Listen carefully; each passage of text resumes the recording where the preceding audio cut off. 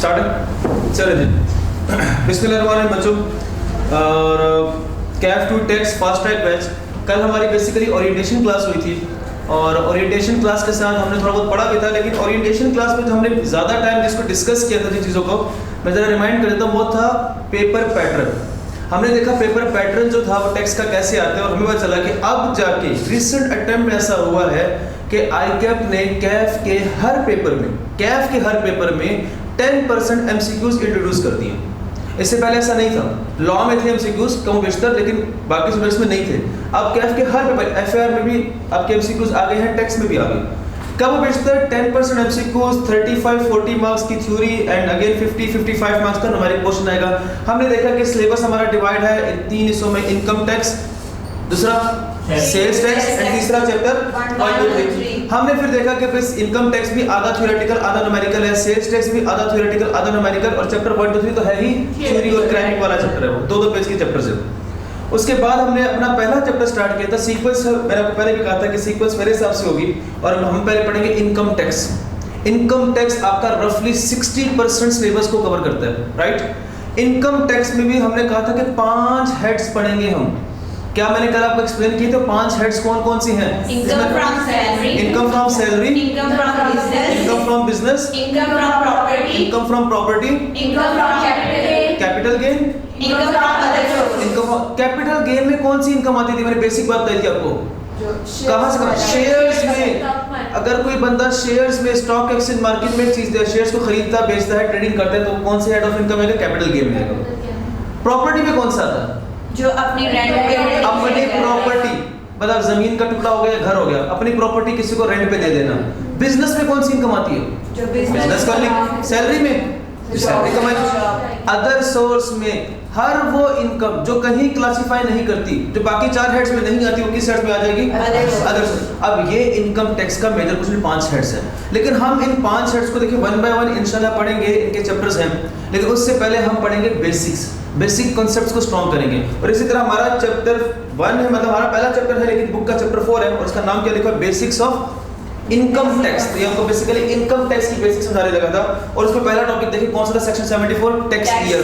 और हमने कल पढ़ा था कि there are 3 types of tax year: normal tax year, special tax year and transitional tax year.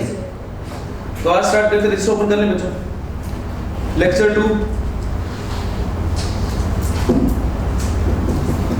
Again हमारे डिस्कशन टैक्स ईयर के हवाले से ही होगी, और जरा हमें थोड़ा सा बता दीजिएगा,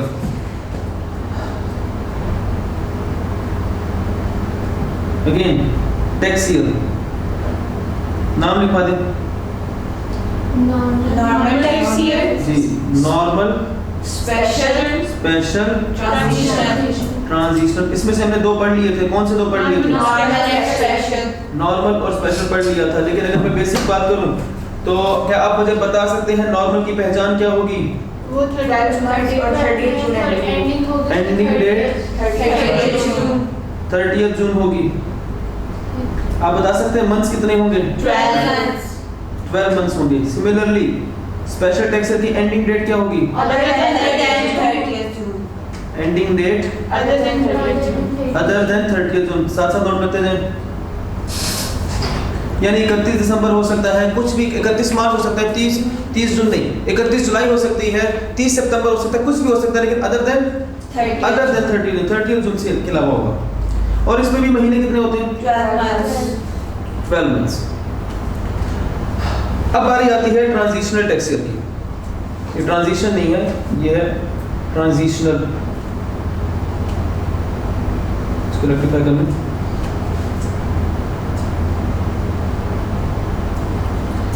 अगर मैं बात करूं टाइमलाइन की, जरा देखिए स्क्रीन की तरफ।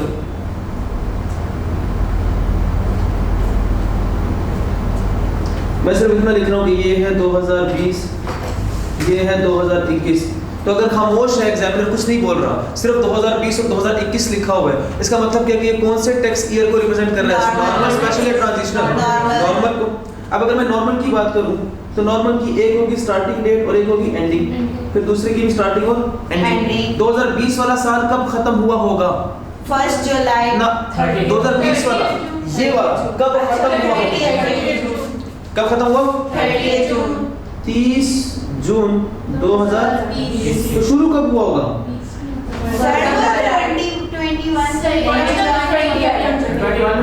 खामोश खामोश, ये मैंने इसका देखा सही लिखा है ना? सही लिखा है, सही लिखा है। आप मुझे बताइएगा जरूर जहाँ मैं गलत हूँगा। आप माशाल्लाह बहुत ज़्यादा ज़हीन हैं और मैं नाचीज़ गलती कर जाता हूँ, तो जहाँ मैं गलती करूँगा आप स्टूडेंट्स की मुझे यहाँ पर इनपुट चाहिए कि आप मुझे बताएं कि सर आप गलत हैं, लेकिन यहाँ मैं ठीक हूँ, यहाँ मैं ठीक हूँ। तो ये कब शुरू हुआ होगा? 1 जुलाई 2019। तो इन दो टेस्ट में कितने महीने बन गए? 12 मंथ्स। अच्छा, ये 2021 वाला कब खत्म हुआ होगा? ये भी 30 जून 2021। तो ये शुरू कब हुआ होगा? 1 जुलाई 2020। और अब यहाँ पे कितने महीने? 12 मंथ्स। अब आप देखें एंडिंग डेट पे जरा गौर करें, दोनों की एंडिंग डेट क्या है? 30 जून। और स्क्रीन की तरफ देखें, और जिसकी 30 जून होती है वो कौन सा टैक्स ईयर होता है? नॉर्मल। यहाँ से पता चल गया कि ये भी नॉर्मल है and this one is also normal. ये क्या कर रहे हैं? एसी का पानी कहाँ गिर रहा है?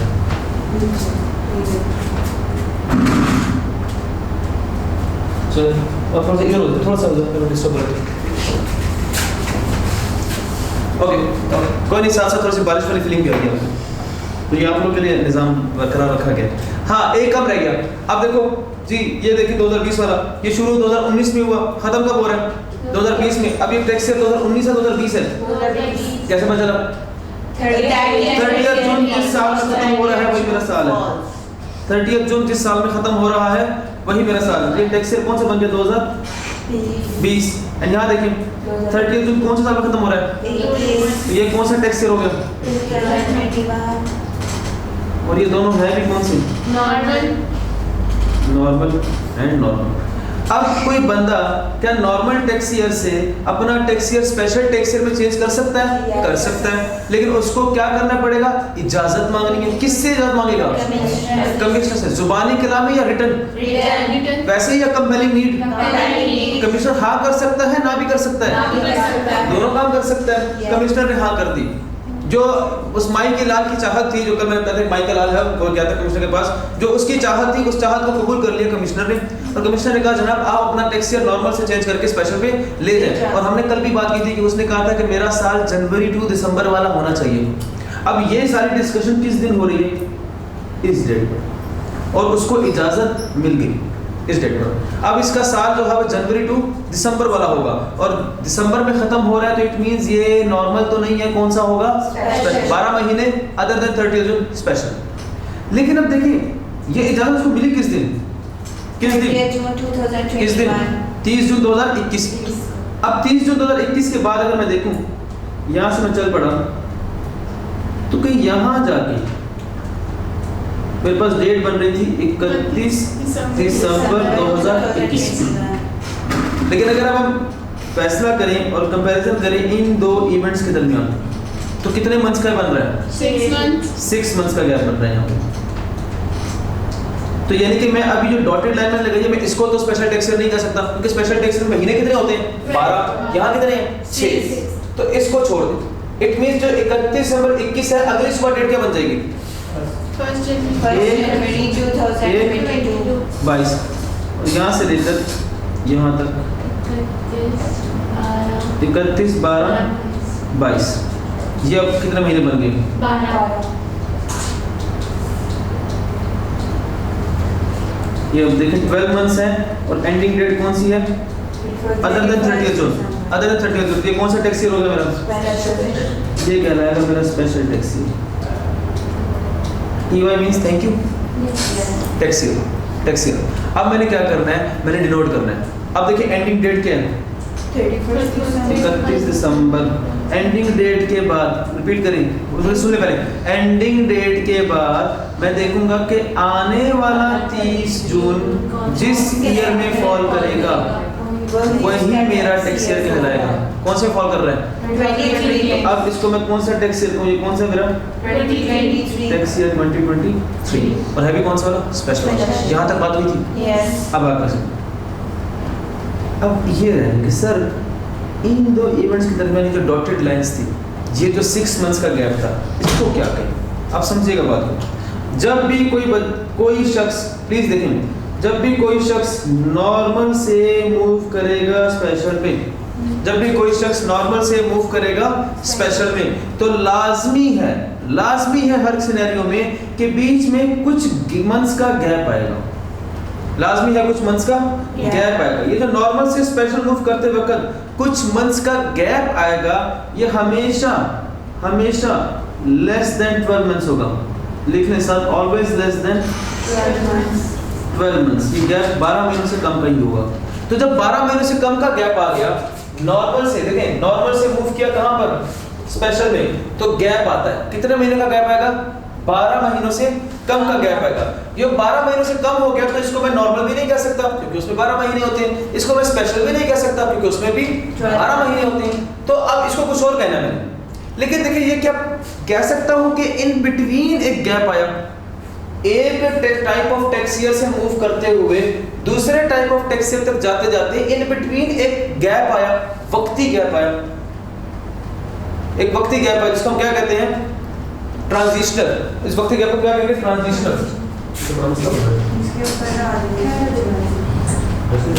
टेबल पीछे पड़। हां इधर जा।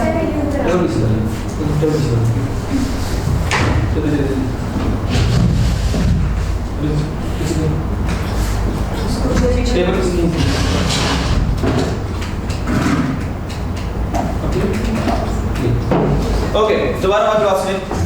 जब एक बंदा एक टाइप ऑफ टैक्स ईयर से दूसरे टाइप ऑफ टैक्स ईयर में जाएगा, अगेन मैं बात करूं एक टाइप ऑफ टैक्स ईयर से दूसरे टाइप ऑफ टैक्स ईयर, जरूरी नहीं है कि नॉर्मल से स्पेशल में जाते वक्त गैप आए। स्पेशल से अगर वापस बंदा नॉर्मल में भी आ रहा है तब भी गैप आएगा, और ये गैप हमेशा कितने महीनों से कम का गैप होगा? 12 से कम होते ही। नॉर्मल टैक्स ईयर में नहीं है, स्पेशल की नहीं है। If a person changes his tax year from normal to special या स्पेशल टू नॉर्मल, एक ट्रांजिशनल अरसा, एक थोड़े अरसे के लिए एक गैप आएगा जिसको हम कहेंगे ट्रांजिशनल टैक्स ईयर। क्या कहेंगे? अगर मैं आपसे अभी कहूं कि जो 2 पॉइंट्स हैं, स्क्रीन की तरफ देखिए, जो 2 पॉइंट्स हैं इनकी हम डेट्स बना लेते हैं। अगर मैं इनको ऐसे नीचे ले आऊं,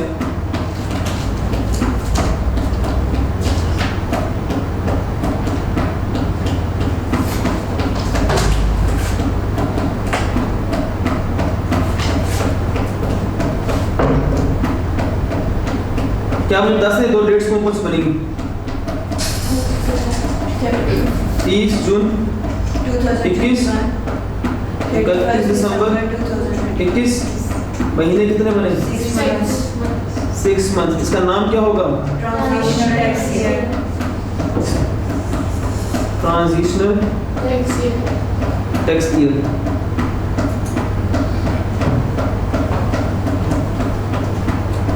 ओके, अब देखिए एक चीज और, एंडिंग डेट पर गौर करें। एंडिंग डेट क्या है? 31/12/2021। अब अगेन मैं देखो 31/12/21 के बाद 30 जून कब आ रहा है? 2022। 30 जून 2022। तो मेरा tax year, transition tax year कौन सा हो जाएगा? 2022। अब पूरी पिक्चर देखें। अब जरा मैं इसको हाईलाइट करने लगूं। अब देखें ये पहले साल कौन सा है? Tax year 2020।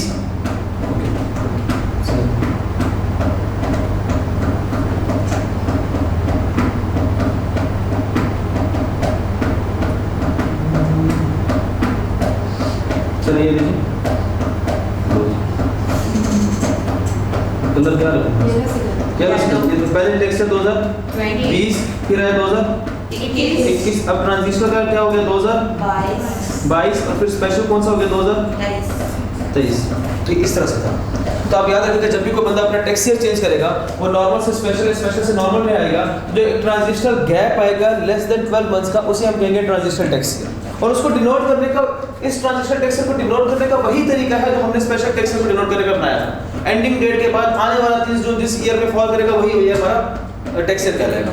यहाँ तक बात क्लियर है? ओके, अब मेरी एक बात सुनिएगा बस। अक्सर पेपर में सवाल आ सकता है, पेपर में क्वेश्चन आ सकता है, आपको पता चल गया कि नॉर्मल क्या है, स्पेशल क्या है और ट्रांजिशनल क्या है। अगर क्वेश्चन आ सकता है कि वो आपसे कहे कि अगर एक बंदा अपना टैक्स ईयर चेंज करना चाहता है तो उसको किन प्रोसीजर्स को फॉलो करना चाहिए।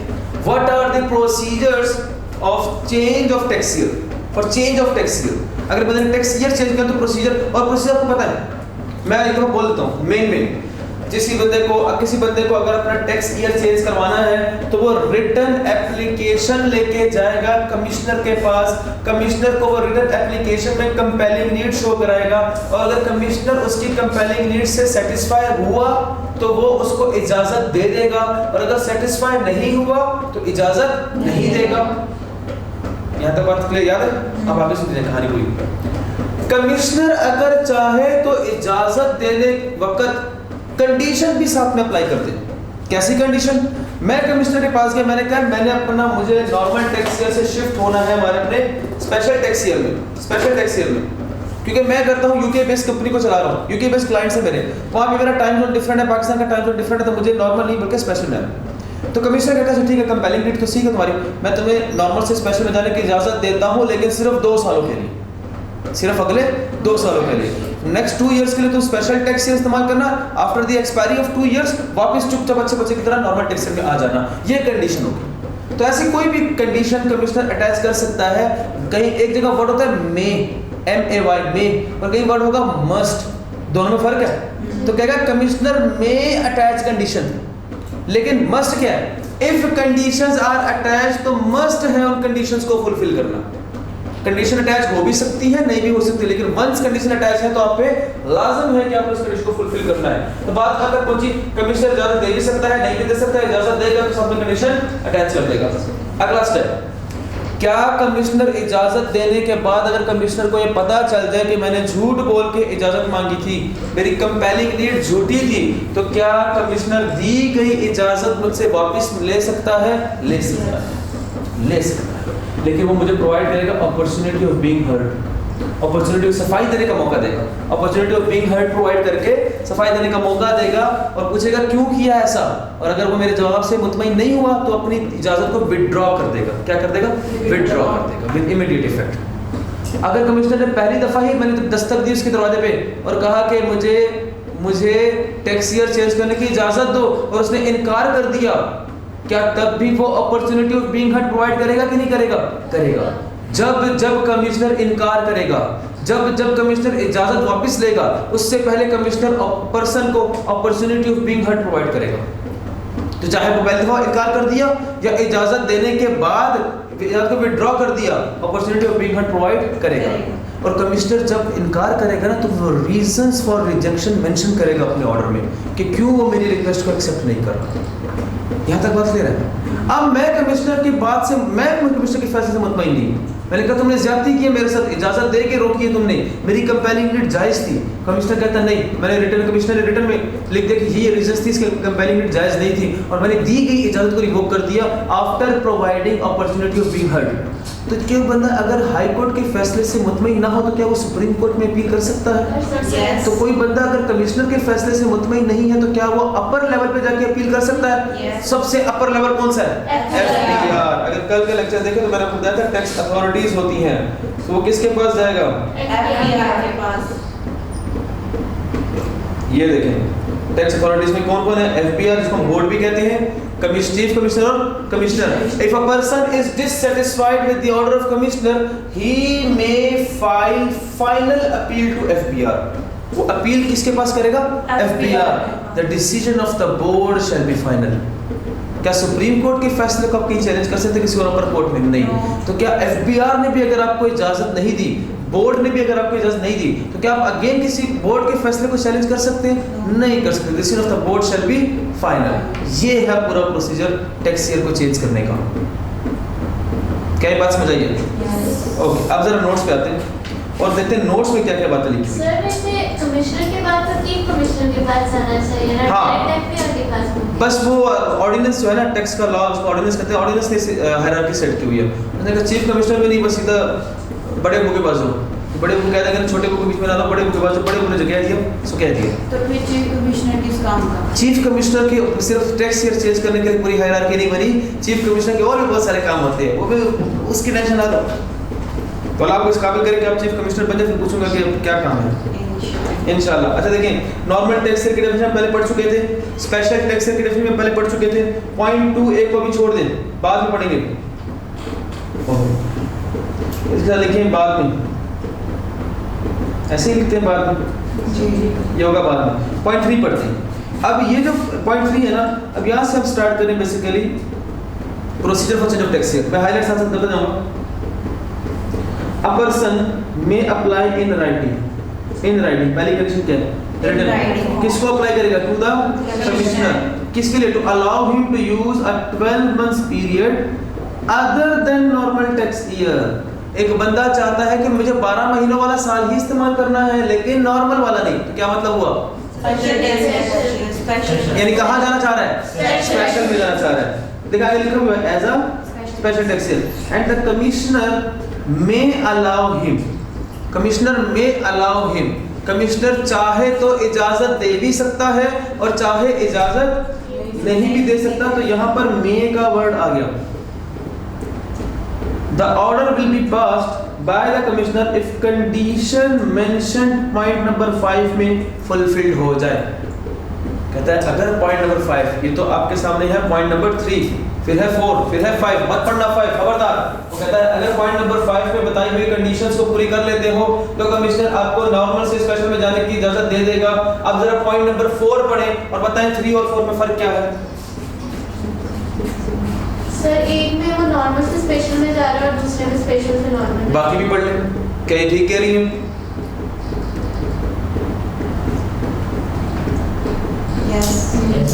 तो पॉइंट 3 के साथ लिखें, कहां से कहां मूव कर रहा है? नॉर्मल से स्पेशल, नॉर्मल से स्पेशल स्पेशल। तो पॉइंट 4 स्पेशल से नॉर्मल, स्पेशल से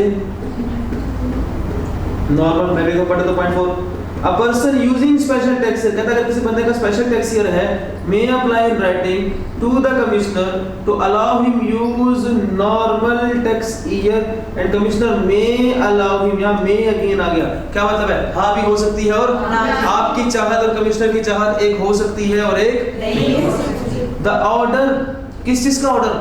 चेंज ऑफ टैक्स ईयर। किस चीज का ऑर्डर? यहाँ लिख लीजिए सब, ऐसा लिखा करें, change of tax year. The order will be passed by the commissioner if the condition mentioned in point number 5 is पूरी हो गई।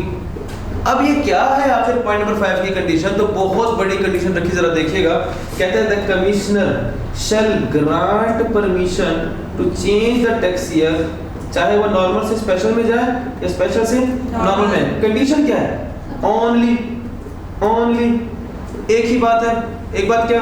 Only if the person has shown a compelling logic. एम इतना शोर मचाया बताओ, ये तो हमें पता था कि कंपेलिंग नीड शो करानी है। यही एक शर्त है कि क्या शो करना पड़ेगा आपको? Compelling need. The commissioner may, commissioner बोले, कमिश्नर मे बोले, मे बोले, मे द कमिश्नर मे क्या कर सकता है कमिश्नर? अगर दिल करे उसका, अगर दिल करे उसका, द कमिश्नर में इम्पोज कंडीशंस। कंडीशंस लगाना क्या जरूरी है? No. या दिल किया तो लगा सकता है while giving the permission। तो मस्ट क्या है? उन कंडीशन को फॉलो करना, उन लगाई हुई कंडीशंस को फॉलो करना मस्ट है। उन लगाई हुई कंडीशंस को फॉलो करना मस्ट है। ये भी तो प्रोसीजर चल रहे हैं। ओके, हमारा नेक्स्ट पॉइंट कौन सा होता है? Point number 6। पॉइंट 6 पढ़ते हैं, जरा इसका कलर चेंज कर देता हूं, बोर हो गया इससे।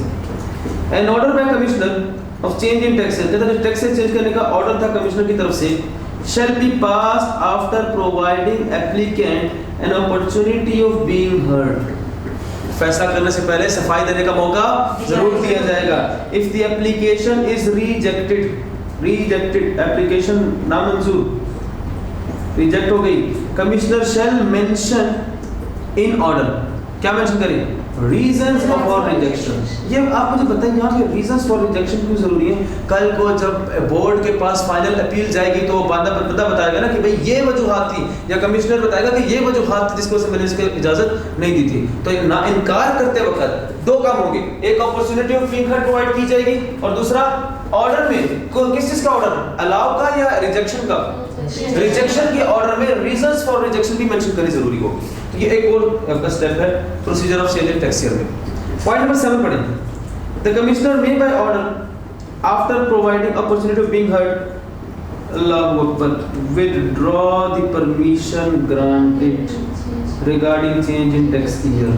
विथड्रॉ कर सकता है परमिशन, कौन सा वाला? चेंज इन टैक्सियर हो जो ऑलरेडी वो दे चुका था, ग्रांट कर चुका था। घर में कभी ऐसा होता है कि बाहर कहीं जाने की इजाज़त मांग ली और मौके पे अम्मा बोल दे कि नहीं अब तुम नहीं जा सकते, और कपड़े पहन के बंदा फिर वैसे ही बैठ के रो रहा होता है और खाना भी नहीं खाता और रात ऐसे ही सो जाता है वहीं सोफे पे बैठे बैठे कि मेरे साथ तो बड़ा जुल्म हुआ।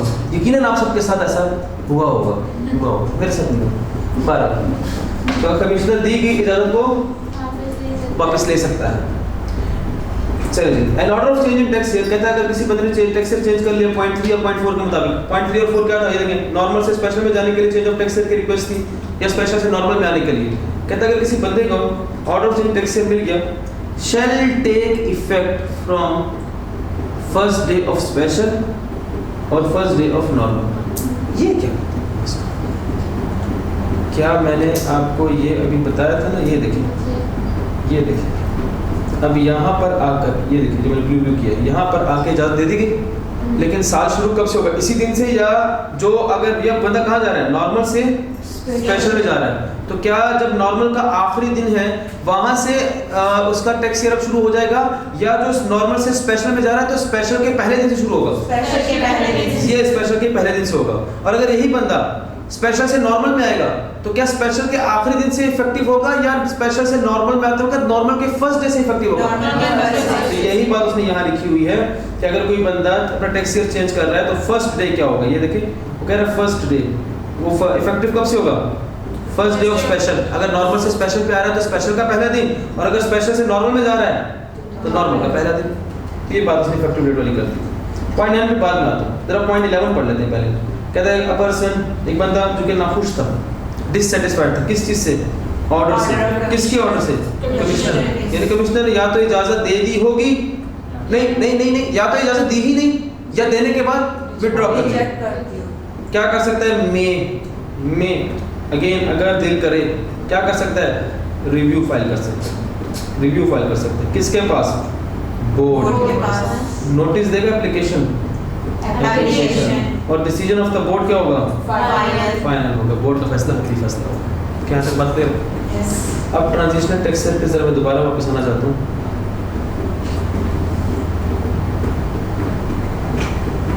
यहाँ नजर आ रहा है? अब ये जो ट्रांजिशनल टैक्स है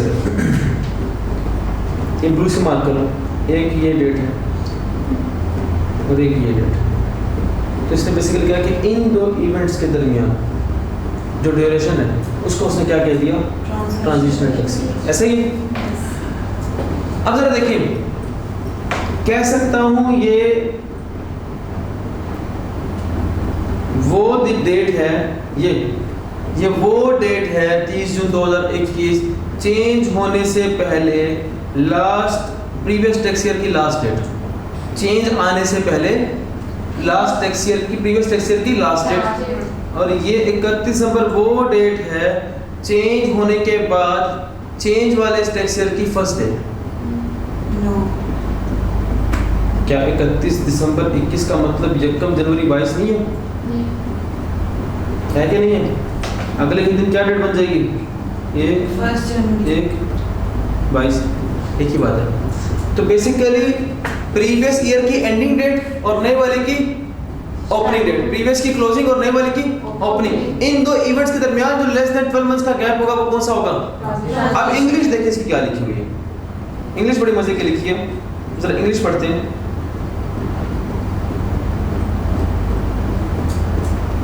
ये देखिए ट्रांजिशन टैक्स की डेफिनेशन है। अब डेफिनेशन देखते हैं क्या कह रहा है वो कहता है where the tax year of a person changes the period between, तो दो इवेंट के दरमियान के टाइम पीरियड को हम कहेंगे ट्रांजिशन। क्या? End of last tax year prior to change, change होने से पहले लास्ट टैक्स ईयर की कौन सी date? Ending. The date on which changed tax year commences, change होने के बाद नए वाले साल की पहली date commences. End of last tax year prior to change and the date on which change tax year commences. अगर मैं अभी जो हमने एक एग्जांपल की, अगर मैं उस एग्जांपल पे आऊं,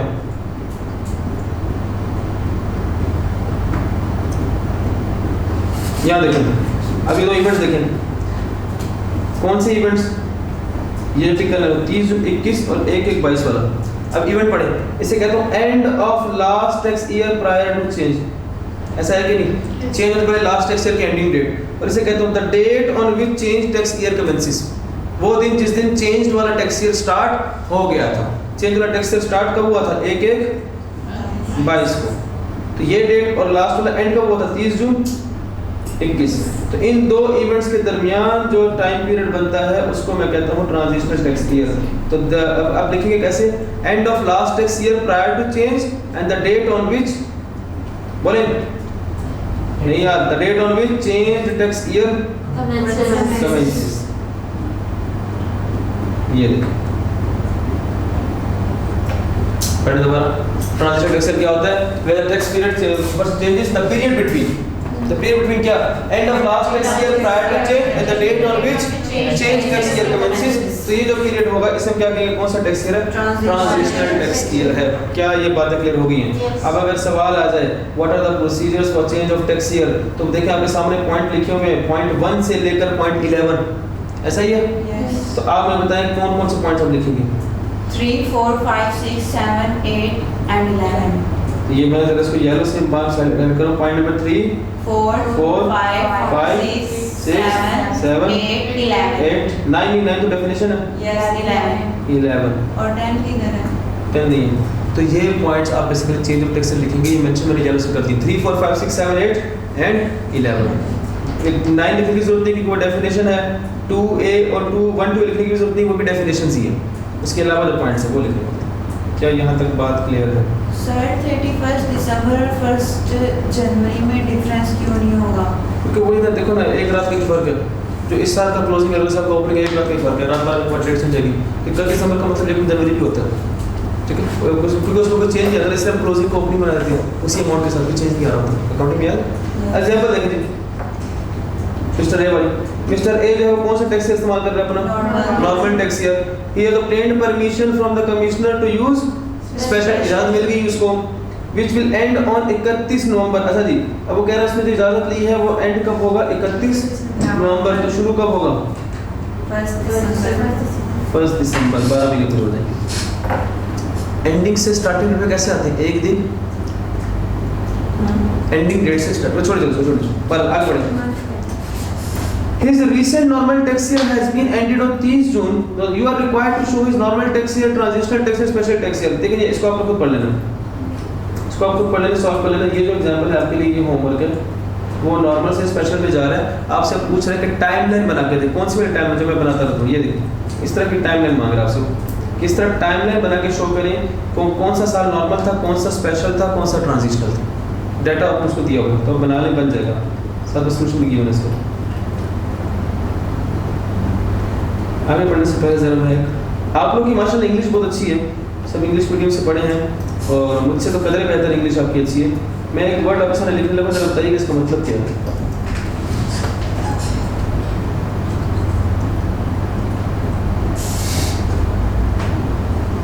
पर्सन, आ पर्सन कैसे? एक बंदा, नॉर्मल में आ पर्सन एक बंदा, लेकिन टैक्स में नहीं। टैक्स में पर्सन सिर्फ बंदे को नहीं कहते। अगर एक बंदा है, अगर एक बंदा जनरल स्टोर पर चला रहा है तो उसे कहते हैं पर्सन।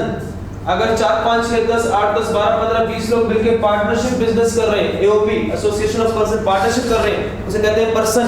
अगर कंपनी है उसे कहते हैं पर्सन। उसे क्या कहते हैं? पर्सन। पर्सन में सिर्फ एक इंडिविजुअल नहीं आता, बल्कि पर्सन में इंडिविजुअल के साथ साथ एओपी और कंपनी भी आती है। टैक्स की दुनिया में बात लिख लें, नोट कर लें। पर्सन मींस अकेला जनरल स्टोर वाला यानी कि individual. Person means partnership business यानी कि एओपी। Person means company. तो जब भी टेक्स्ट में वर्ड इस्तेमाल करेगा अब उसने कहा था ना अ पर्सन में अप्लाई इन राइटिंग, पर्सन लिखा था ना, तो क्या वो बात सिर्फ एक माई के लाल के लिए थी या वो पार्टनरशिप के लिए भी थी, वो कंपनी के लिए भी थी? सबके लिए। क्यों, कैसे उसने क्या लिखा था?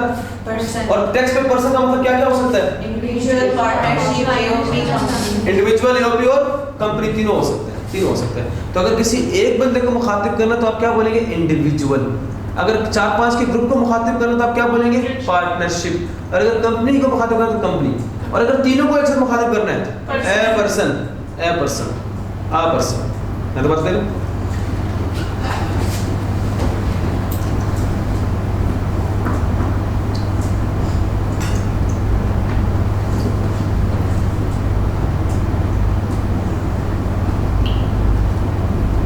अभी बता दो।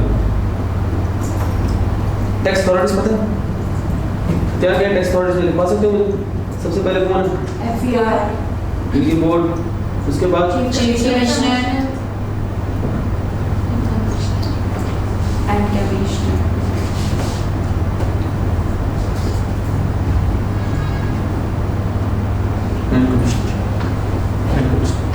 ये टेक्स्ट अथॉरिटी। अब यहाँ देखिए जरा, एक होता है पर्सन,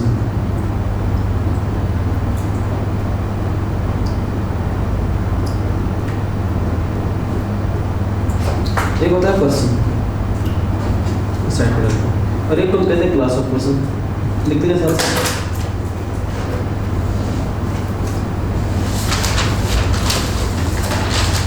नोट कर रहे हैं साथ साथ। अगर कोई ये सोचा कि घर जाकर नोट करेगा वो बेवकूफ़ी कर रहा है। साथ साथ नोट करें, जो ऑनलाइन भी ले रहे होते हैं, जो फिजिकल ले रहे होते हैं, सब साथ साथ नोट किया करें रियल टाइम में। इस तरह से बाद में सोचते, बाद में बहुत सारे काम होते हैं और साथ साथ नोट करेंगे तो याद रहेगी चीज़ें। क्लास ऑफ पर्सन सुनिए,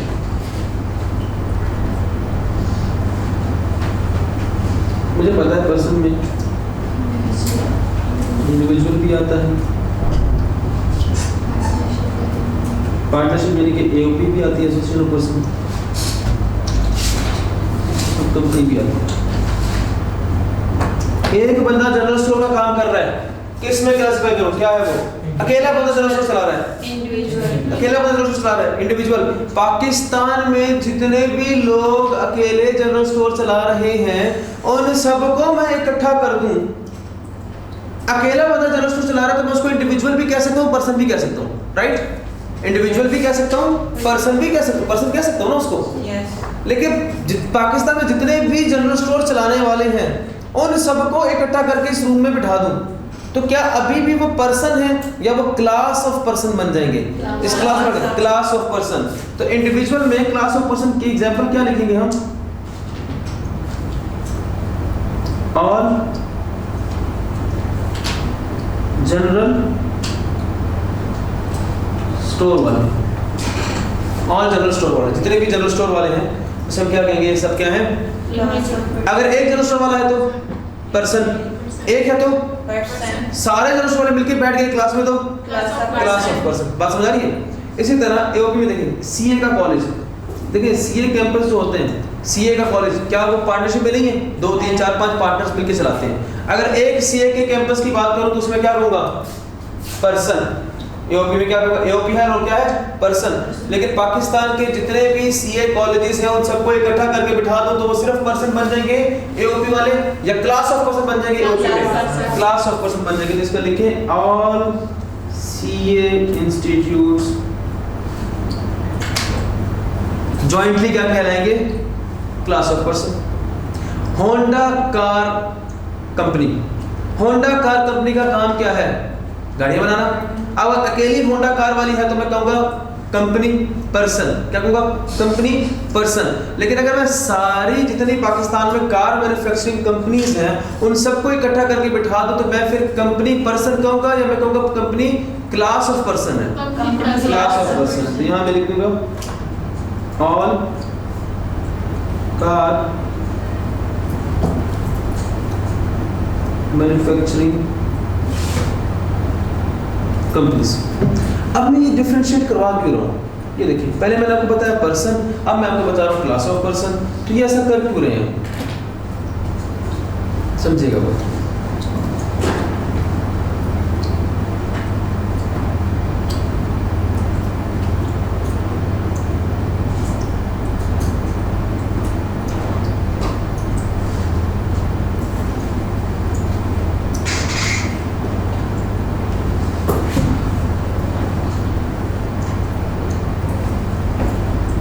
एक होता है अगेन पर्सन और एक है क्लास ऑफ पर्सन। अगर किसी पर्सन ने अपना टैक्स ईयर चेंज करवाना है शाह फैसल, तो किसके पास जाएगा? कमिश्नर के पास। और अगर पूरी की पूरी क्लास, किसी एक जनरल स्टोर वाले ने टैक्स ईयर चेंज करवाना है, किसी एक सीए कैंपस ने टैक्स ईयर चेंज करवाना है, किसी एक कार मैन्युफैक्चरिंग कंपनी ने टैक्स ईयर चेंज करवाना है, तो किसके पास रिक्वेस्ट लेके जाएगा? कमिश्नर। सारे जनरल स्टोर वालों ने टैक्स ईयर चेंज करवाना है, सारे सीए के कॉलेजेस ने टैक्स ईयर चेंज करवाना है, सारी कार मैन्युफैक्चरिंग कंपनीज का टैक्स ईयर चेंज करना है, तो ये किसके पास जाएंगे? बोर्ड के पास। किसके पास जाएंगे? बोर्ड के पास। क्या ये बात समझ आई है? तो अगर पाकिस्तान में जितनी भी शुगर मैन्युफैक्चरिंग मिल्स हैं, उनका टैक्स ईयर चेंज करवाना हो तो किसके पास रिक्वेस्ट लेके जाएंगे? बोर्ड के पास। बोर्ड के। और अगर किसी एक शुगर मिल वाले ने कराना हो, कमिश्नर के पास। ये समझाना चाह रहा था बिल्कुल। पर्सन ने टैक्स ईयर चेंज करवाना तो कमिश्नर के पास जाएगा, और अगर क्लास ऑफ पर्सन ने टैक्स ईयर चेंज करवाना है तो वो बोर्ड के पास जाएगा। अब देखिए, यही बात नोट्स में लिखी हुई है। आजा पॉइंट 2 है, इसको मैंने कहा था बाद में पढ़ेंगे। ये देखिए पॉइंट 2 आपके सामने। अब पढ़ते हैं पॉइंट 2। कहता था बोर्ड, यहाँ हाईलाइट कर लें, बोर्ड बोर्ड बोर्ड क्या करेगा? Board in case of class of persons having special tax year may permit through official gazette, इसको भी छोड़ दें ऑफिशियल गैजेट को, may permit through official gazette to use a normal tax year. कहता है अगर किसी क्लास ऑफ पर्सन ने स्पेशल से नॉर्मल में जाना है तो किसकी इजाजत लेगा वो? The board. द बोर्ड किसकी इजाजत लेगा? The board. तो पॉइंट 2 पढ़े, बताए 1 और 2 में क्या फर्क है? एक में स्पेशल से नॉर्मल। यस, पॉइंट 2 में कहते हैं case of class of person having normal tax year may permit through official gazette to use special. पहले में स्पेशल से नॉर्मल में जा रहे हो, दूसरे नॉर्मल से, यानी क्लास ऑफ पर्सन है। दोनों में कॉमन चीज क्या है? दोनों में कॉमन चीज क्या है? Class of person.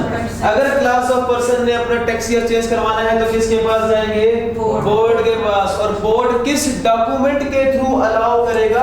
उस डॉक्यूमेंट को कहते हैं ऑफिशियल गैजेट। लिखिए ऑफिशियल गैजेट मतलब लिखिए डेफिनेशन नॉट इन सिलेबस। हाँ लिखिए डेफिनेशन नॉट इन सिलेबस।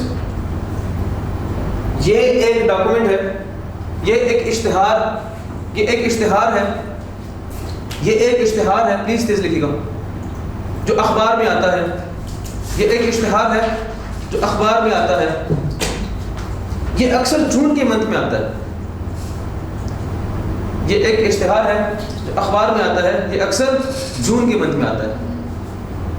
ये एक इश्तिहार है जो अखबार में आता है, ये अक्सर जून के मंथ में आता है। ये रेफरेंस किसके लिखवा रहा हूँ मैं आपको, पॉइंट किसके लिखवा रहा हूँ? ऑफिशियल गैजेट के बारे में बता रहा हूँ। ऑफिशियल गैजेट ये एक इश्तिहार है जो अखबार में आता है और अक्सर जून के। क्यों? आपका बजट किस मंथ में आता है? क्यों?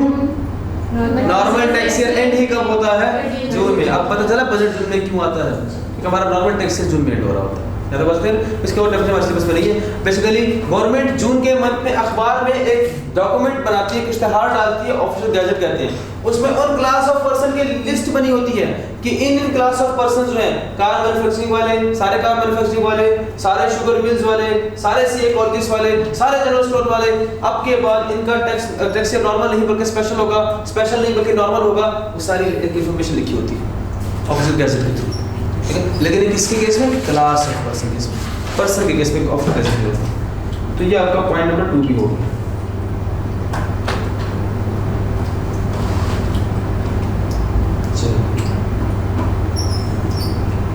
कोई क्वेश्चन तो पूछना।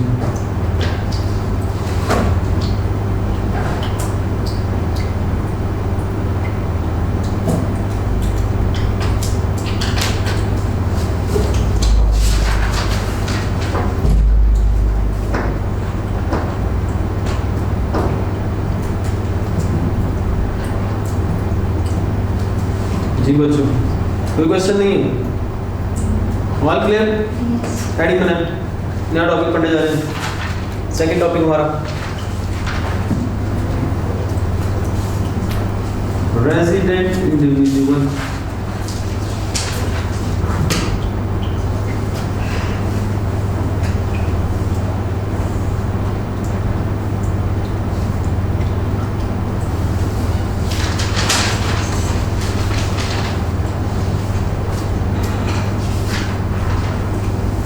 क्या सेक्शन नंबर याद करने होते हैं?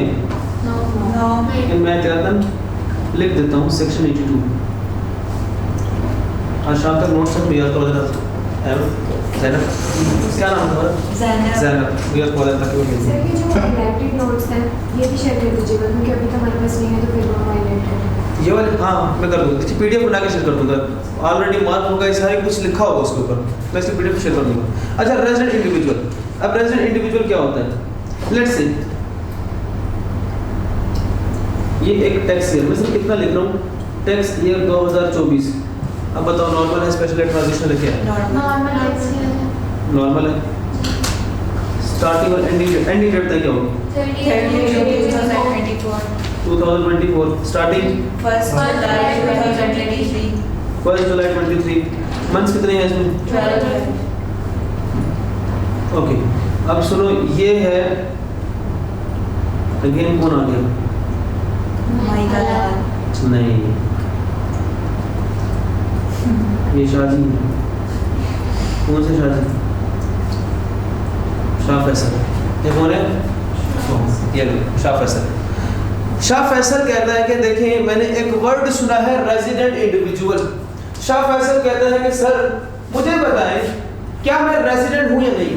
अब हम ये नहीं देखेंगे कि रेजिडेंट होने का क्या फर्क पड़ेगा और ना होने से क्या फर्क पड़ेगा। हम जस्ट ये देखेंगे कि कब हम किसी को रेजिडेंट कहेंगे और कब हम किसी को रेजिडेंट नहीं कहेंगे। ऑर्डिनेंस कहता है आपने शाह फैसल का ईयरली स्टेटस देखना है। जैसे कि साल 2000 कौन सा चल रहा है? 2024। आपने देखना है कि साल 2024 में शाह फैसल का स्टे इन पाकिस्तान कितना था। आपको क्या कैलकुलेट करना है? Stay in Pakistan. अगर स्टे इन पाकिस्तान 183 डेज या फिर उससे ज्यादा का होगा, कोई भी बंदा अगर किसी भी टैक्स ईयर में, जैसे कि मैं एग्जांपल टैक्स 2024 है, कोई भी बंदा अगर किसी टैक्स ईयर में 183 डेज या उससे ज्यादा का स्टे पाकिस्तान में करता है तो वो उस साल के लिए रेजिडेंट इंडिविजुअल कहलाएगा। मैं पर्सन नहीं बोल रहा, मैं इंडिविजुअल बोल रहा हूँ। अगर पर्सन बोलूंगा तो ये बात सिर्फ इंडिविजुअल के लिए नहीं बल्कि एओपी के लिए भी होगी, कंपनी के लिए भी होगी, जो कि गलत है। मैं बात क्या कर रहा हूँ? इंडिविजुअल की। तो अगर कोई इंडिविजुअल किसी भी टैक्स ईयर में 183 डेज या उससे ज्यादा का स्टे करेगा, 183 का किया तब भी और उससे ज्यादा का किया तब भी, तो क्या कहलाएगा? रेजिडेंट इंडिविजुअल जाएगा। लिखिए एक बार, ना रंग पे जाना है, ना शक्ल पे जाना है, ना कौम पे जाना है। Yes yes, right it down. ये बातें लिखेंगे तो इंशाल्लाह, लेकिन क्या पास होने के लिए पढ़ रहे हैं? मेरिट लाएंगे इंशाल्लाह। ले तो लिखना पड़ेगा ना, फिर लिखिए। ना रंग पे जाना, ना शक्ल पे, ना कौन से कौन ना रंग, ना शक्ल, ना कौम, ना मजहब। ना रंग, ना शक्ल, ना कौम, ना मजहब, बल्कि क्या देखेंगे? एक चीज देखेंगे। देखिए एक चीज देखेंगे, वो क्या?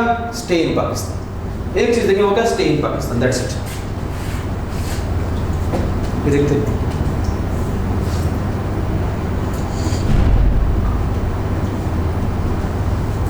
आगे चलें। ओके, व्हाइट बोर्ड की तरफ देखें, स्क्रीन की तरफ देखें।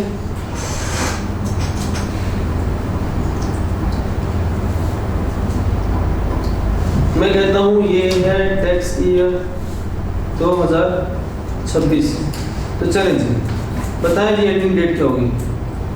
30 June 2026। 30 जून 2026। स्टार्टिंग डेट बताएं। 1 जुलाई 25। मंथ नहीं, नॉर्मल, स्पेशल, ट्रांजिशनल? नॉर्मल। और 2026 2026. Now let's say अब again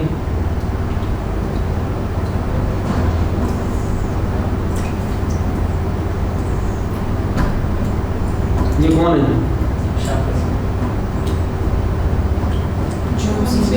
जानते हैं? जानते हैं चाइल्डहुड हीरो हमारा जॉन सीना अब तो रिटायर हो गया रेसलिंग से। जॉन सीना है, रिटायरमेंट ले ली इसने रेसलिंग से, तो उसने कहा कि पाकिस्तान मैंने इतना सुना कितना अच्छा है टूरिस्ट पॉइंट ऑफ व्यू से। अब पाकिस्तान जिस मर्जी काम से आया वो पाकिस्तान वो आया और उसने कहा मैं घूमता हूँ पाकिस्तान। तो ये बंदा साल 2026 में कहाँ आ गया? पाकिस्तान। और इसका हमने क्या देखना है? Stay in Pakistan. Now let's say इसका स्टे इन पाकिस्तान था 190 डेज। अब इस की बेसिस पर मैंने इसके नाम पे नहीं गया, इसके काम पे नहीं गया, इसकी शक्ल पे नहीं गया, इसके मजहब पे नहीं गया, बल्कि इसके स्टे पे गया। तो स्टे को देखते वक्त मैंने देखते हुए बोला कि ये बंदा 2026 साल में क्या बन गया? पाकिस्तान के लिए रेजिडेंट इंडिविजुअल बन गया। गुड, क्या बन गया? Resident individual. अच्छा, कोई बंदा अगर 2026 में रेजिडेंट है तो क्या 27 में भी रेजिडेंट होना जरूरी है? या नॉन रेजिडेंट हो सकता है? क्या 25 में भी रेजिडेंट हुआ होगा या नॉन रेजिडेंट हो सकता है? हमने हर साल का इंडिविजुअली देखना, हर साल का इंडिविजुअली कैलकुलेट करके रेजिडेंट है नॉन रेजिडेंट है। आपने एक बात मुझसे नहीं पूछी अभी तक, सर क्या जॉन सीना का स्टे हम लगातार उसको 183 डेज रुकना चाहिए या किस्तों में भी रह सकता है? शुरू में आया, कुछ दिन रहा, फिर चला गया, फिर कुछ दिन रहा, फिर चला गया, कुछ दिन रहा, चला गया, कुछ दिन रहा, चला गया। इसे कहते हैं एग्रीगेट। तो डेज हमने कंसेक्टिवली काउंट करने हैं, एग्रीगेट में काउंट करने हैं? एग्रीगेट में, एग्रीगेट में, इन टोटल, इन टोटल। हम ये नहीं देखेंगे कि पहले आया और गया तो कितने दिन रुका, नहीं, हम कहेंगे इस साल यहाँ से शुरू हो रहा है, साल यहाँ पर खत्म हो रहा है, इन दो डेट्स के दरमियान हम इन टोटल कैलकुलेट करेंगे कि वो कितने नंबर ऑफ डेज पाकिस्तान रुका था। तो रेजिडेंट नॉन रेजिडेंट वाला स्टेटस साल के शुरू में डिसाइड होता है या साल के आखिर में? साल के एंड पे डिसाइड होता है, यहाँ पर एंड पर डिसाइड होता है। तो इन एग्रीगेट जहाँ पे मैंने लिखा 183 डेज और मोर, इसके साथ मेंशन कर लें, ये जो 183 डेज और मोर वाली बात है ये इन एग्रीगेट की बात हो रही है।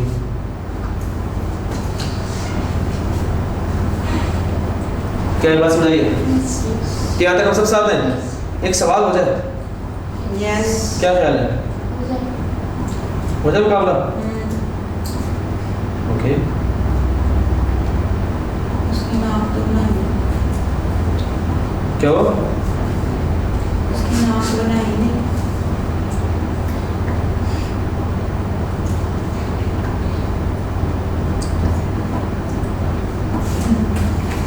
अब ठीक है,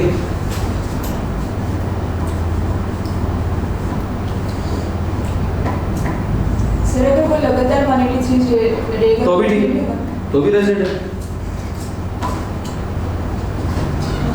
एक बंदा था कौन? कहाँ का है? इंडिया का,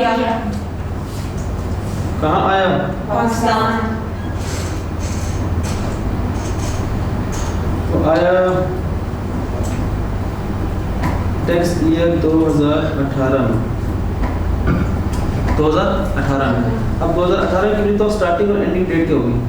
2017 स्टार्टिंग होगी और 30 जून 2018 एंडिंग होगी। ये स्टार्टिंग और एंडिंग डेट है। तो 2018 में पाकिस्तान आया और वो आया था स्टे इन पाकिस्तान में। उसने जो किया वो उसने किया, लेट से मैं कहता हूँ 1/10/2017 को आया, 31 मार्च 2018 को चला गया। बताइए रेजिडेंट नॉन रेजिडेंट? रेजिडेंट। कैसे बता रहे हैं? ऐसे नहीं करना सवाल, ऐसे नहीं करना। क्या आपको पता है कौन से महीने 30 के होते हैं और कौन से 31 के होते हैं? आता है?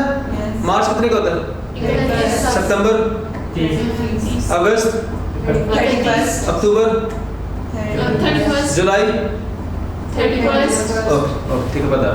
आप देखिए, जब भी ऐसा सवाल आपके सामने आएगा ना, आपने पता क्या करना है? आपने मंथ लिखने। किस साल आया था? 2018 में, 2017 में आया था। ओहो, टैक्स ईयर किस में आया था? अच्छा, टैक्स ईयर कौन सा बनता है? 2018। ये जो दो डेट्स हैं, ये दो डेट्स कौन से टैक्स से फॉल करती हैं? 2018 में। नॉलेज से 2018 में कितने महीने होते हैं? कितने महीने होंगे? 12। कौन से 12? 2018 का साल कब शुरू होगा? ये लिखा होगा जनवरी किधर से आ गया? 2018 का साल कब शुरू हुआ, कब खत्म हुआ? जुलाई से शुरू हुआ। टैक्स या अल्लाह tax year 2018 normal tax year है। ये कब शुरू हुआ? जुलाई 2017। कब एंड हुआ? जून।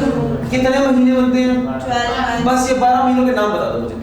जुलाई, अगस्त, सितंबर, अक्टूबर, नवंबर, दिसंबर, जनवरी, फरवरी, मार्च, मई, जून।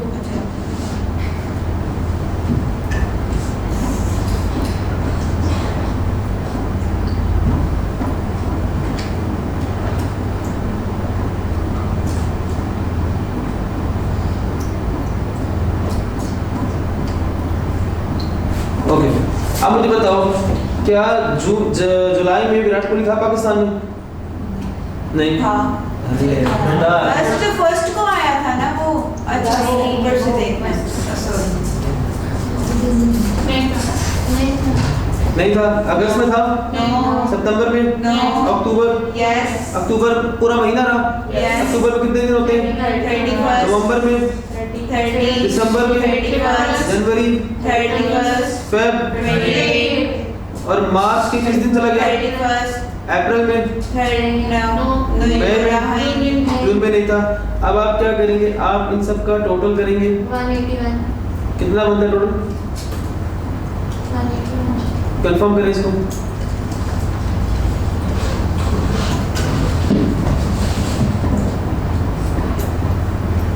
वन है, 182 है, 182 तो 182 होगा।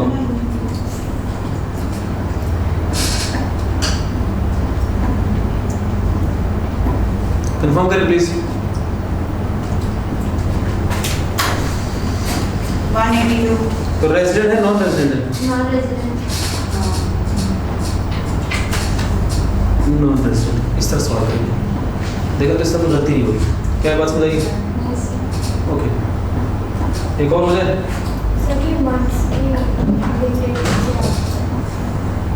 जी मुझे बताइए क्या करें? डेली मार्क्स की एंडिंग डेट कोई तरीका बताता हूँ। ऐसे करो, ऐसे करो, ऐसे करो, ऐसे। साथ वाले की मुंह मारो। नहीं। अब देखो ये था पंच। अब इसमें देखिए ये हड्डी है। हड्डी कितनी हड्डी है? 1 2 3 4 4 हड्डी है। इसे कहते हैं पहाड़। क्या कहेंगे? पहाड़। और इन दो पहाड़ के दरमियान है मैदान। क्या दो पहाड़ के दरमियान मैदान है? Yes. अब सुनो, पहाड़ होगा 31 का, पहाड़ होगा 31 और मैदान होगा 30 का। तो जनवरी 31st. फेब तो 28 का हो गया। फिर मार्च, 31st. अप्रैल, 30. मई, 31st. जून, 30. जुलाई। 31st. अब जुलाई के बाद, जुलाई 31 के बाद दोबारा शुरू करोगे तो अगस्त भी कितने का? 31st। सितंबर, 30. अक्टूबर, 31st. नवंबर, 30. दिसंबर। 31st. अब पता लग गया? तो आसान तरीका। पेपर में ऐसे ही करेंगे Okay. ताकि कोई गलती ना हो। मेरा दिल नहीं मान रहा। मैं एक सवाल और कराता हूँ।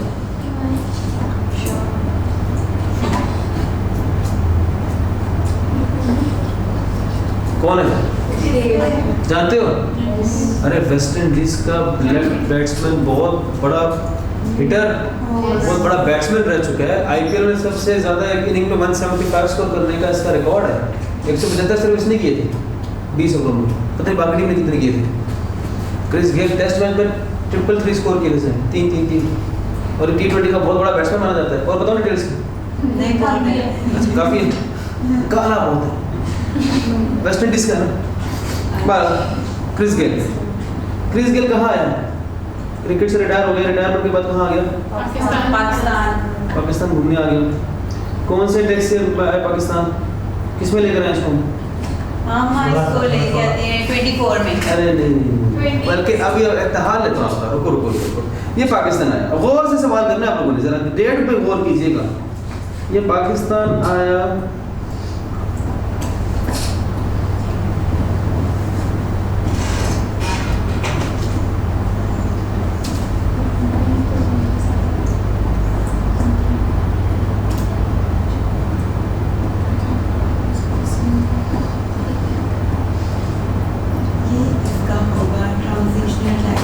नहीं, टैक्स ईयर इसका बताना ही क्यों है? इसका तो अपने नॉर्मल टैक्स ईयर चल रहा है by default, normal tax year चल रहा है, आपने बताना है कि ये रेजिडेंट है या नॉन रेजिडेंट है। जरा सॉल्व करें इसको, करें जी। अब बस कौन कितना पानी में।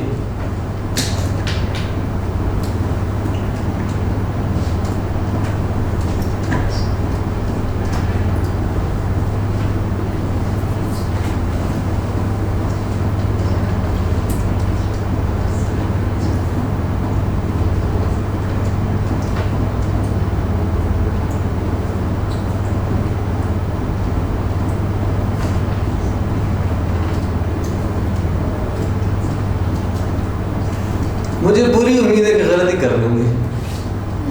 चले मेरी उम्मीद पूरा उतरे। 1 मिनट 333 मैंने बोला था 333 स्कोर की थी, तो 333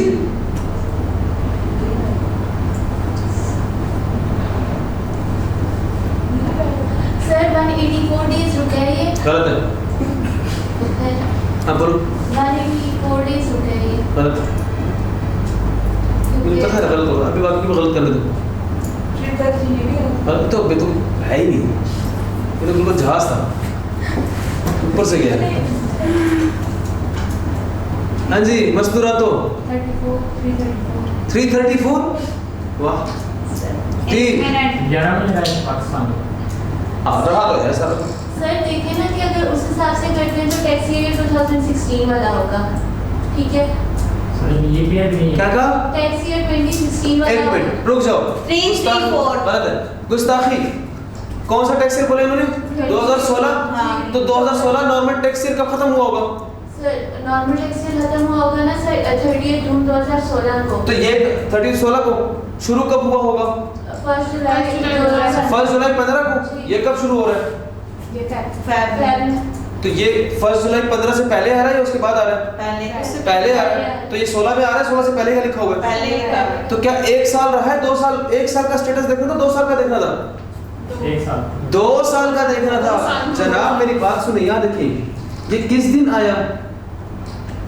ये आया था 1 फेब 2015। अब मुझे बताओ 1 फरवरी 2015 कौन से नॉर्मल टैक्स ईयर की डेट है?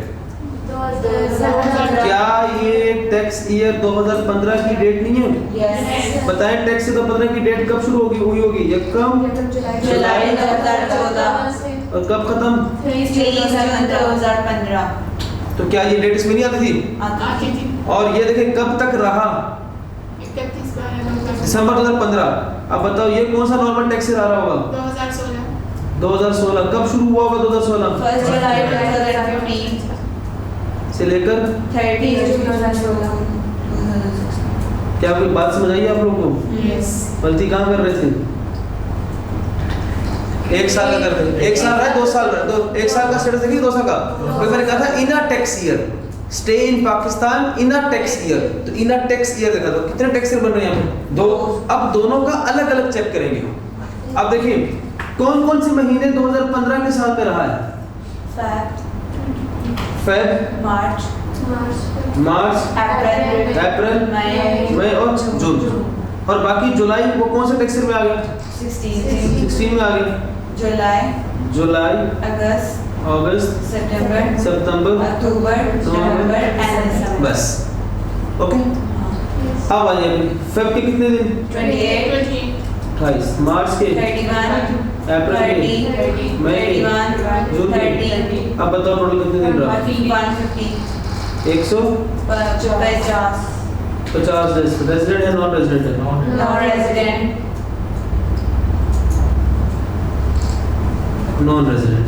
हमारे 2016 का साल देखिए, जनवरी में, जनवरी में, जुलाई है, जुलाई, अगस्त, सितंबर, अक्टूबर, 31 टोटल करें 184 रेजिडेंट 184 डेज। अब स्टेटस क्या है इसका? Resident resident individual. क्या ही बात समझ आई? तो सर इसको फिर कौन से टैक्स ईयर के हिसाब से? अब 2015 के टैक्स ईयर के हिसाब से नॉन रेजिडेंट होगा और 16 में आके क्या कहला दिया जाएगा? रेजिडेंट। मैंने क्या कहा था, जरूरी है कि 16 में रेजिडेंट है तो 15 में भी रेजिडेंट हो? या अगर 15 में नॉन रेजिडेंट है तो 16 में भी नॉन रेजिडेंट होगा? नहीं, हर साल का इंडिविजुअल देखेंगे। 15 में क्या था और वही बंदा 16 में क्या बन गया, अब हो सकता है 17 में फिर से क्या हो जाए। तो वो हर साल की अलग कहानी है, हर साल की अलग कहानी है। क्या ये बात समझ आ रही है? तो किसी भी पर्सन को, किसी भी छोटे इंडिविजुअल को, पर्सन नहीं बोलना, पर्सन नहीं बोलना, इंडिविजुअल, किसी भी इंडिविजुअल को रेजिडेंट इंडिविजुअल कहने के लिए क्या चेक करेंगे हम? उसका स्टे इन पाकिस्तान। क्या स्टे इन, और कितना स्टे इन पाकिस्तान होना चाहिए? 183 डेज और कितने टाइम फ्रेम में देखेंगे? 1 टैक्स ईयर, 1 टैक्स ईयर में देखेंगे। क्या तोड़ के काउंट करना है या एग्रीगेट में काउंट करना है? एग्रीगेट में काउंट करना है। क्या बात सिर्फ यहीं पे खत्म हो जाएगी? नहीं, नहीं, और भी तरीके हैं, और भी मामलात हैं। हाँ, आपने एक चीज नहीं पूछी मुझसे, सर आप बता तो रहे हैं कि दिन काउंट करेंगे, क्या आने वाला दिन काउंट होगा कि नहीं होगा? व्हाइट बोर्ड को देखें, किस दिन पाकिस्तान आया या कम फेब को? क्या मैंने फेब के पूरे 28 दिन लिए कि नहीं लिए? तो आने वाला दिन काउंट हो रहा है कि नहीं हो रहा? किस दिन पाकिस्तान से चला गया? 31 दिसंबर। दिसंबर के मैंने कितने दिन लिखे हैं? जाने वाला दिन भी काउंट किया कि नहीं किया? आने वाला दिन भी काउंट होगा। क्रिस गेल जो है वो यकम फेब रात 11:50 में पाकिस्तान आया। तो यकम फेब के कितना टाइम गुजारा उसने? आधा घंटा, नहीं 10 मिनट, फिर भी काउंट होगा। क्रिस गेल 31 दिसंबर रात 12:05 में चला गया। रात 31 दिसंबर के कितने मिनट गुजारे उसने? फिर भी दिन काउंट होगा। तो आने वाला दिन भी काउंट होगा और जाने वाला दिन भी काउंट होगा। अब आपने यही सोचना है कि सर संडे काउंट होंगे कि नहीं होंगे? बीमार पड़ गया तो काउंट होगा कि नहीं होगा? पीटीआई का धरना हो गया उसके वजह से स्कूल पड़ा, काउंट होगा कि नहीं होगा? तो अब कल मैं आपको यही सिखाऊंगा कि 183 डेज की जो हम काउंटिंग करते हैं इसमें किन किन डेज का शुमार होगा और किन डेज का शुमार नहीं होगा, और क्या इसके अलावा भी कोई तरीका है किसी को रेजिडेंट या नॉन रेजिडेंट कहने का? तो ये इंशाल्लाह हम कल के लेक्चर में देखेंगे। जी पूछिए सर, अगर यहाँ पे 1 और 31 के अलावा डेट ही चेंज हो जाए? हाँ, हो सकती है। लेट्स अज्यूम मैं कहता हूँ कि जी डेट आ गई थी 1 फेब नहीं, बल्कि एक सवाल और करते हैं। चलो अब पूछ ही लिया है तो कर ही लेते हैं सवाल। कर ले?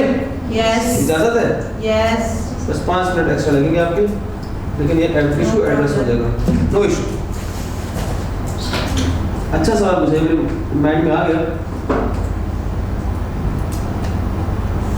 अब किसका नाम है?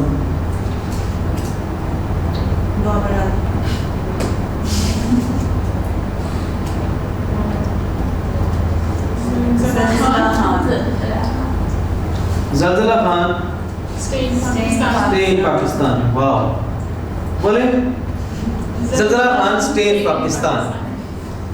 मैच करा थोड़ा सा। बार पाकिस्तान आया। अब मैं कहता हूँ कि वो आया था पाकिस्तान किस दिन लेकर आया था पाकिस्तान? 15 अगस्त 2010 को, और पाकिस्तान से वापस गया वो 5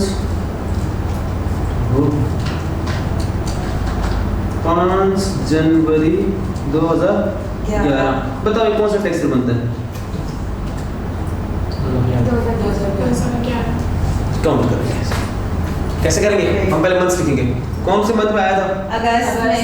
तो पहले का अगस्त, सितंबर, अक्टूबर, दिसंबर, जनवरी। That's it. ये था जनवरी, ये था अगस्त। अगस्त के किस दिन आया? 15। अच्छा, क्या 10 अगस्त को पाकिस्तान में था? 12 अगस्त को था? 14 अगस्त को था? 15 को था? 14 अगस्त को? अगस्त में कितने दिन होते हैं? 31। 31 में से कितने दिन नहीं था? 14। तो कितने रहा? 16, 17। 17। कितने? 17। अब 15 को काउंट करके 31 तक पहुंच जाओ। 15, 16, 17 गिनो, कितने दिन बनते 15, हैं? 16, 17, 18, 19, 20, 21, 22, 23, 24, 25, 26, 27, 28, 29, 30, 31, 17। 17 बन रहे हैं। तो आसान तरीका क्या है? आपने 31 टोटल दिन थे, उसमें से वो माइनस कर दे जितने दिन वो नहीं था। 15 को था तो किस दिन नहीं था? 14 को। तो 14 दिन नहीं था। टोटल अगस्त के दिन कितने हैं? 31। 31 में से 14 दिन नहीं था तो कितने दिन रहा? 17। आगे थे सितंबर में, 30, अक्टूबर, 31, नवंबर, 30, दिसंबर, जनवरी। जनवरी के किस दिन चला गया? 5 को 4 को था, Yes. 5 को था, Yes. 6 को नहीं था, नहीं। तो कितने दिन रहा? 5 5। अब बताएं टोटल। 144 144 और स्टेटस क्या है इसका फिर? Non resident. Non resident. अब समझा गई बात? यस सर लीप ईयर में तो एक day extra yes yes, leap year पे फिर हम काउंट करेंगे। अब ये लीप ईयर बन रहा है हमारा। लीप ईयर कौन सा होता है? 4 के टेबल में आता है। 4 8 12 16 16 2020। यस 4 के टेबल में आता है, उसको लीप ईयर कहते हैं। लीप ईयर में क्या होगा? फेब 29 का होगा। फेब कितने का होगा? और ये काउंट करना है आपने, ये काउंट करना ही मैटर करता है। एक दिन से स्टेटस चेंज होता है, तो देख रहे हैं लीप ईयर तो नहीं है भाई। ठीक है, चलिए आज का लीप ईयर खत्म करते हैं। बाकी नोट्स वगैरह ग्रुप में आ जाएंगे, शाम तक नहीं है तो मुझे इन्फॉर्म कर दीजिएगा। और जो ग्रुप में ऐड नहीं है, खुदारा अपने आप को ग्रुप में ऐड करवा लें प्लीज। अपना ख्याल रखिएगा। सर एक मिनट ज़रा हाथ खोलें। ये रज़ा क्या करना है? नोट करना। वाह, देख रहे अभी जज़ला खान को वो खुद तो काम नहीं करूँगी, हो गया। काटने नहीं होगा। चलिए अपना ख्याल रखिएगा। बाकी इंशाल्लाह कल पढ़ेंगे। दुआ में याद रखिए। अल्लाह हाफ़िज़।